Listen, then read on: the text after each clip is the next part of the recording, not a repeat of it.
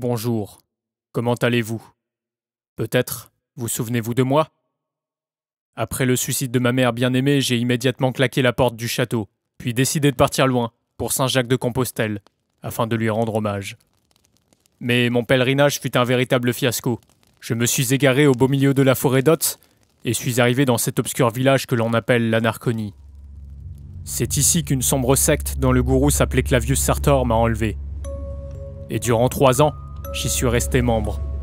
Isolé, menacé en permanence, privé de liberté, et travaillant dur chaque jour pour un fou qui droguait son peuple et assassinait ses frères au nom d'une divinité. Comment me suis-je échappé? Vous le savez.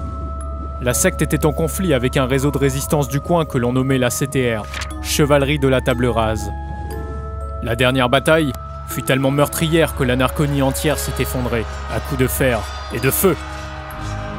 J'ai miraculeusement survécu à cette boucherie, puis me suis enfui en me disant « c'est maintenant ou jamais ». Je n'avais qu'une envie, rentrer chez moi, à Forturis, et revivre comme avant, lorsque le monde du sang et de la terreur était encore loin de moi. Car au fond, je savais que je n'étais pas anarchonien, et que je ne le serais jamais. J'aurais pu reprendre mon pèlerinage, oui, mais à présent, comment puis-je faire confiance à ce chemin, le même qui m'a mené à ce cauchemar? Peut-être que derrière l'Anarchonie, les villages suivants sont encore pires, qui sait? J'ai donc choisi la facilité, le renoncement, et suis rentré là où la terre m'a vu grandir, et où la paix habite. Je m'appelle Antoine de Troyes, je me suis enfui d'une secte, et je suis là, tel un revenant devant les portes du château de Forturis.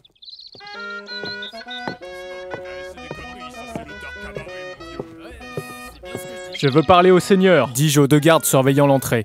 L'un est grand, costaud, la peau foncée et les cheveux crépus. L'autre est exactement pareil. Il semblerait que ce soit 2 frères jumeaux. Après avoir longuement réfléchi, les 2 hommes me répondent en même temps. Ça va pas être possible. Comment ça? Dois-je vous rappeler que je suis son fils? Leur dis-je. Quoi, vous? Ah, Dieu sait que j'en ai vu des mythomanes, mais alors celui-là, il bat des records, hein? Dit l'homme à gauche. Son acolyte se met à rire, tellement fort qu'une tierce personne intervient. Pierre! Caillou! Cessez de rire et laissez entrer ce jeune homme! Oh!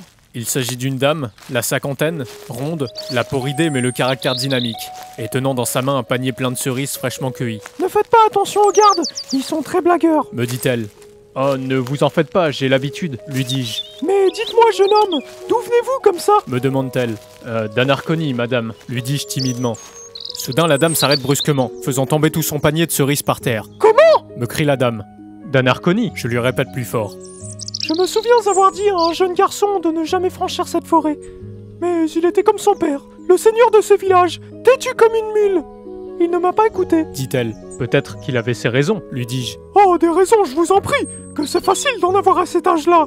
Oui, mais peut-être que c'était pour la bonne cause. Ah non, monsieur de Troyes, cessez ce jeu ridicule. Vous savez très bien que c'est de vous que je parle, dit-elle. Troublé par ce qu'elle vient de dire, je n'ouvre pas la bouche. Cette dame me connaît donc. J'aperçois durant ce silence dans son visage une expression particulière, un mélange entre de l'exaspération, de l'inquiétude, de la surprise, de la nostalgie, mais tout de même, un petit brin de joie.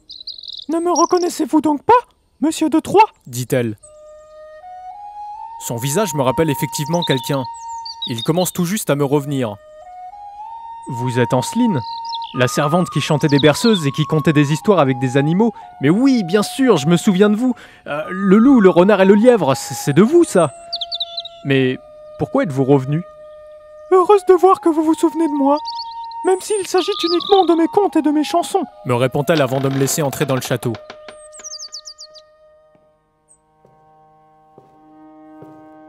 Cela faisait longtemps que je n'avais pas mis le pied ici. Rien n'a changé. Les murs, les meubles, les fenêtres. Un seul élément m'attire l'attention. Un tableau. Ce tableau représente mon père, Hugon de Troyes, seigneur de Forturis. Je m'y attarde.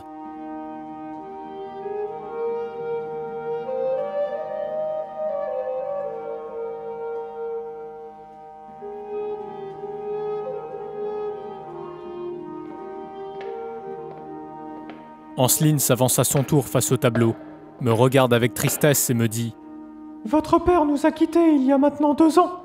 Toutes mes condoléances, monsieur. » Une autre servante, jeune, blonde aux yeux bleus, entre dans la pièce et s'adresse à cette dernière. Le seigneur Simon de Forturis vous demande, madame. Tout à coup, j'interviens. Attendez, comment ça, le seigneur Simon de Forturis? Bah oui, vous croyez quoi? Comme nous n'avions plus aucune trace de vous ni de votre frère dans le village, c'est votre cousin Simon qui a hérité du fief. Me dit Anceline. Ah, je suis désolé. Réplique-t-elle d'un ton gêné. Je reste abasourdi devant ces informations. Après avoir perdu ma mère, je viens de perdre mon père. Mon cousin Simon de Forturis a pris le pouvoir. C'est une catastrophe. Avant de partir à nouveau, j'adresse un dernier mot. Si par hasard vous retrouvez mon frère, donnez-lui ceci. Tout en posant sur la table un vieux médaillon.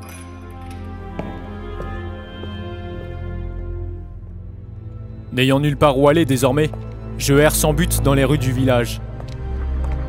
Le soleil a disparu, laissant un ciel lourd et nuageux. Je sens quelques premières gouttes tomber sur moi. Je remarque que lorsque je passe devant chaque maison, les habitants s'empressent de fermer leurs volets. Les gens que je croise ne disent plus bonjour. Tout à l'heure, je suis même passé dans une taverne où l'on m'a refusé de me servir. Tout le monde me dévisage. Mais je crois savoir pourquoi. Ils savent que j'ai été dans une secte. Je le sens. Soudain, je repense à ce que m'a dit Anceline. Comme nous n'avions plus aucune trace de vous ni de votre frère dans le village, c'est votre cousin Simon qui a hérité du fief. Oui. Je soupçonne Simon de Forturis de m'avoir condamné à l'oubli et d'avoir monté le peuple contre moi pour prendre ma place. Moi qui jadis jouissais d'une certaine popularité dans ce village, je me retrouve bien seul. Alors c'est ça, le sort qu'on réserve aux excommuniés.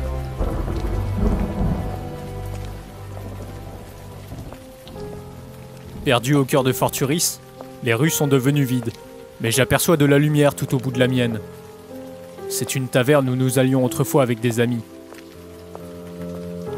Si même celle-ci ne m'accepte pas, alors je quitterai la ville pour de bon.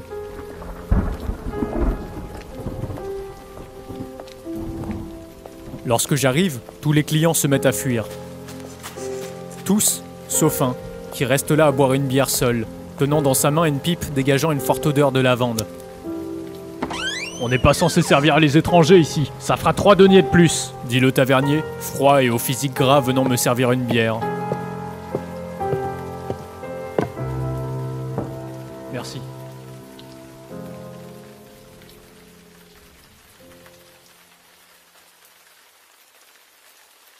Le temps passe.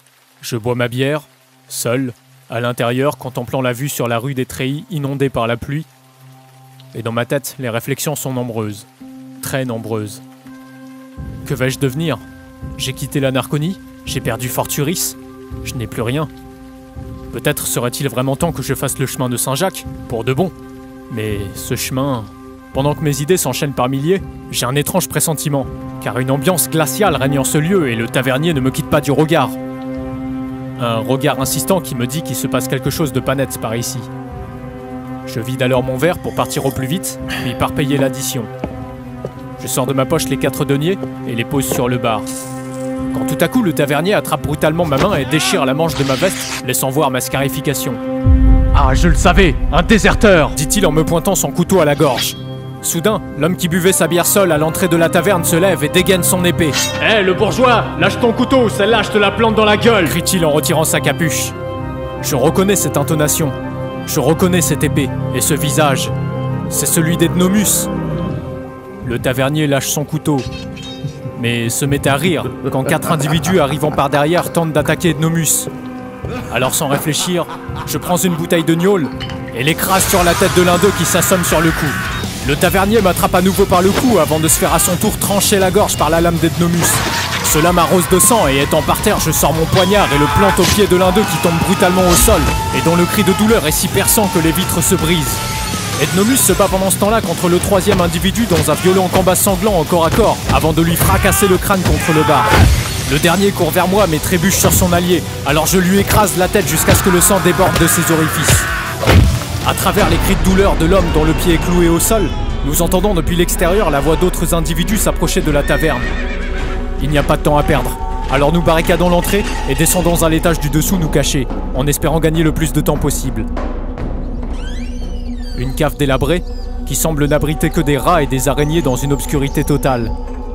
Nous nous devons d'être le plus patient et le plus discret possible, durant cette quinzaine de longues minutes, cachés dans cet endroit insalubre, à entendre la porte d'entrée se faire démolir, des bruits de fouilles, de verres cassés, des bruits de chaises qui tombent, des menaces de mort, des cris de frustration accompagnés d'insultes. On sait que vous êtes là. On vous retrouvera, bande de sales marcandeux, vermines, racailles infidèles. Nous hurle-t-il en nous cherchant.